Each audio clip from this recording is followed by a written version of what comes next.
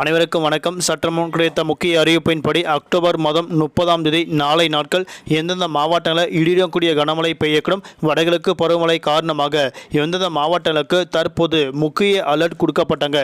எல்லாமே இப்போ நம்ம பிரீஃபாக பார்த்தலாம். மறக்காம ஸ்கிப் பண்ணாம பாருங்க.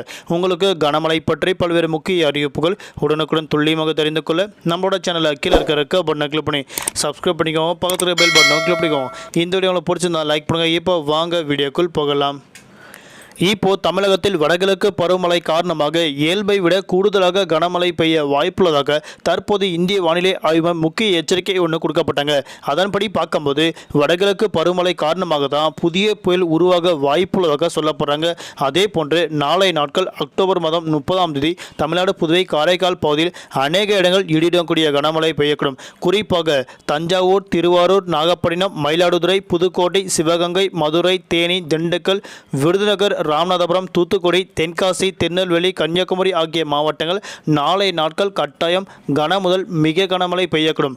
நாளை மறுநாள் அக்டோபர் மாதம் 31ஆம் தேதி தமிழ்நாடு, புதுவை, காரைக்கால் பகுதியில் அநேக இடங்கள் லேசான முதல் மிதமான மழையும், ஒரு சில இடங்கள் மிக கனமழை பெய்யக்கூடும். குறிப்பாக திருவாரூர், ராணிப்பேட்டை மற்றும் காஞ்சிபுரம் ஆகிய மாவட்டங்கள் கன முதல் மிக கனமழையும், வேலூர், திருவண்ணாமலை, செங்கல்பட்டு, விழுப்புரம், கடலூர், கள்ளக்குறிச்சி, திருப்பத்தூர், தேனி, திண்டுக்கல், தென்காசி, திருநெல்வேலி, கன்னியாகுமரி ஆகிய மாவட்டங்கள் கனமழை பெய்ய வாய்ப்புள்ளதாக தற்போது இந்திய வானிலை ஆய்வு முக்கிய எச்சரிக்கை ஒன்று கொடுக்கப்பட்டாங்க.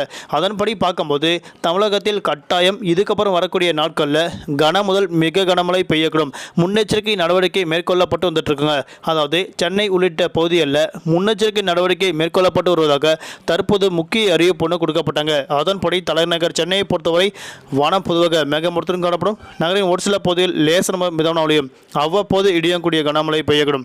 அதிகபட்ச வெப்பநிலை 32 முதல் குறைந்தபட்ச வெப்பநிலை 26 டிகிரி செல்சியஸ் இருக்கக்கூடும் தெரிவிக்கப்பட்டுள்ளது. இதன் காரணமாக நாளை மற்றும் அடுத்த 3 நாட்களுக்கு மீனவர்களுக்கான எச்சரிக்கை தற்போது கொடுக்கப்பட்டாங்க. இதன்படி மீனவர்கள் கடலுக்கு மீன்பிடிக்க செல்ல வேண்டாம் என தற்போது கூறப்பட்டனர். நன்றி, வணக்கம்.